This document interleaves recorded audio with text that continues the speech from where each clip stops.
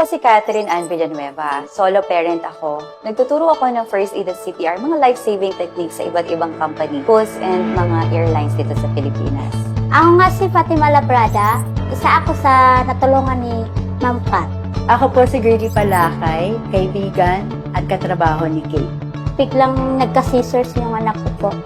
Sumigaw na po ako kasi nataranta na po ako eh. Tapos nung sumigaw ako, biglang lumapit po sa akin si Ma'am Pat. Tapos kinuha niya yung baby ko. Sinake niya, sinigurado niya kung hinihin niya pa po yung baby ko. Kailangan ko maoperahan ng myoma. Nung time na yon, sabi lang ng OB ko, kailangan kong i-prepare 1 bag lang ng dugo ko. I'm 80 plus. Tinawagan na lang ng OB ko yung husband ko na kailangan ko ng 4 pang bag. Walang ibang tinawagan ng asawa kong kundi si Kate. Sobrang nagpapasalamat po kay Ma'am Pat po. Nagpapasalamat ako kay Kate kasi nadugtungan niya yung buhay. Wala ako ngayon dito kung hindi niya ako nabigyan ng dugo. Yung nakita ko negosyo nitong pandemya na nakatulong sa akin at nagkaroon ng dahilan para ituloy ko yung pagtulong sa kapwa, JC at House of Franchise. Ginagawa ko itong feeding program more than a decade na.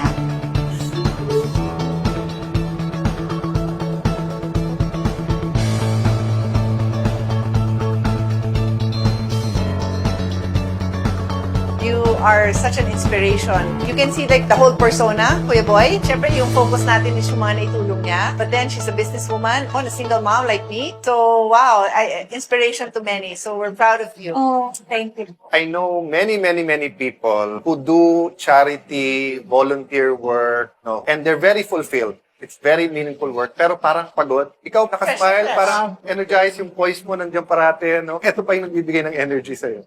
Actually, yung fulfillment po na nararamdaman ko, yun po talaga yung nagbibigay ng energy. And of course, umiinom po tayo ng party. Yun na sasabihin ko ikaw eh. Sasabihin ko may Pero secret yan nakakapagod yan, di ba? Opo, nakakapagod. Pagod, hindi lang lumalabas. Opo, totoo po. Fight siya parate. With Fight. poise. Mataas ang energy. With poise. Ang ating sponsor at JC ay magpapasalamat din. So, meron kang 100,000 pesos worth of JC Organic Barley. Balita lang. Ang advocacy partner mo. Gusto ko din po magpasalamat po sa aming mga boss, Mr. Jonathan So and also Mr. Carlito Macadangdang.